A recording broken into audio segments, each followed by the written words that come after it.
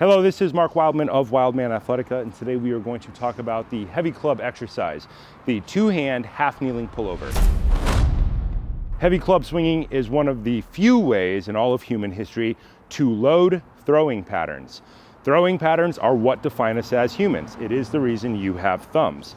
Thumbs allow you to hold on to levers, they allow you to hold on to objects, and your shoulder and your core working in conjunction allow you to throw them. Lions do not throw a 90-mile-per-hour fastball.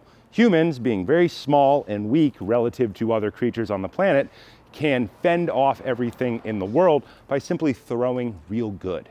The way to train that for all of human history has been heavy club swinging and mace swinging. Everything builds towards a mill pattern and a reverse mill pattern, which you can think of as kind of the midpoint of complexity of throwing things. But you can load that up to, say, single arm 50-pound throwing patterns. In order to get people up to that number, we create a bunch of breakdown exercises based on getting our core, our shoulder, and our hips to all work together equally well. We are gonna put something under our knee when we do this exercise. I'm using the Rogue Ab Mat 2. It's the one with the little tails on it that I like, that keeps your tailbone from grinding into the ground when you train outside, so that you're not grinding your tailbone into the ground when you do ground engagement movement. Put our mat on the ground. We are going to step back with one leg. We will have a 90-degree angle in the lead leg, a 90-degree angle in the rear leg. The goal is to have our knee, our hip, our shoulder, and our head in a vertical line. Many people will have a problem just doing this because we live in the modern world. We sit down all the time. Many people will have what we call a ducktail, and they will have a hard time squeezing their glute in this position to stretch and open the hip. The point of the exercise is to do that. To start this exercise, we will start in the standing position, pick up the club to our order position. The hand closest to the tip of the club will be the leg we step back with to put that knee on the ground. That keeps this knob out of the way of our leg. The goal here is to take the club, go straight back past the ear, thumb slides down till it touches the shirt, squeeze the glute, tricep extend, pull over. The movement is done when the elbow touches the body. Past the same side ear, right hand, right ear. Behind the head, slide back, squeeze the right glute as hard as possible, feel a stretch in front of the right hip, pull over, elbow touches hip.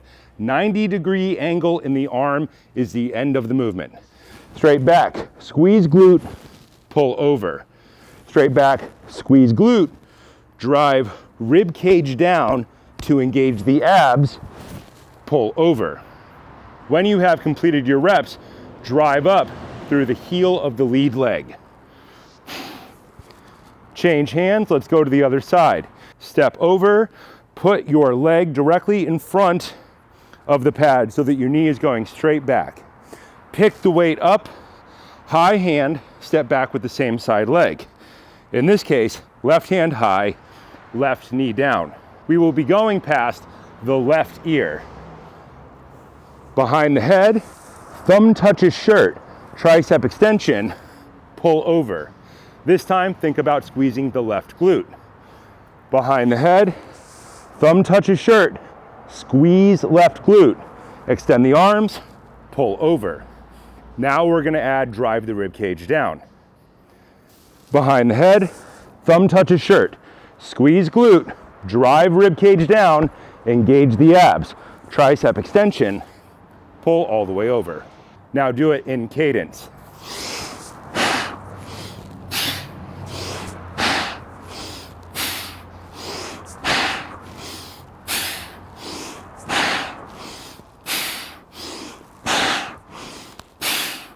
When doing it fast, squeeze the glute the entire time.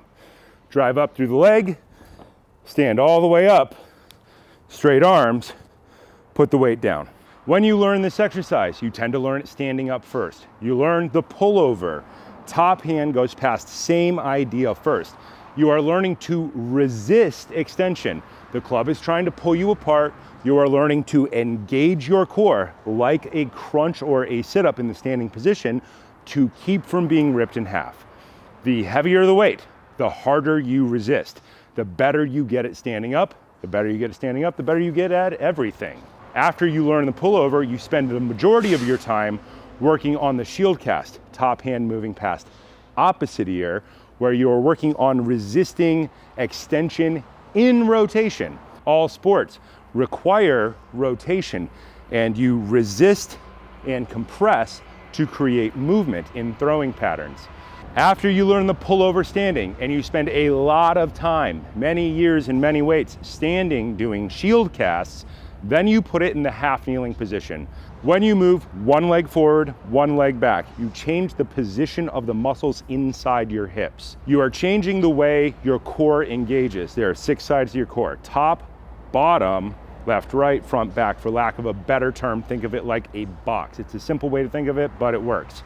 By changing the bottom of the box, you change the way everything else works just a little bit. It is the midpoint of, let's say, a walking and throwing pattern. So we're training static movements so we can get better at all the static parts so we can eventually integrate it into movement. You can spend years doing this. There are breakdowns for everything and you should be able to do them. If you're a man with probably at least 50 pounds for this exercise, you should be resisting 50 pounds of extension. If you're a lady, you should build up to where you're resisting 25 to 35 pounds of extension based on frame size. Throwing patterns are what define humanity. They define sport, and they define hunting, they define war, they define building. You should practice throwing patterns twice a week for absolutely ever.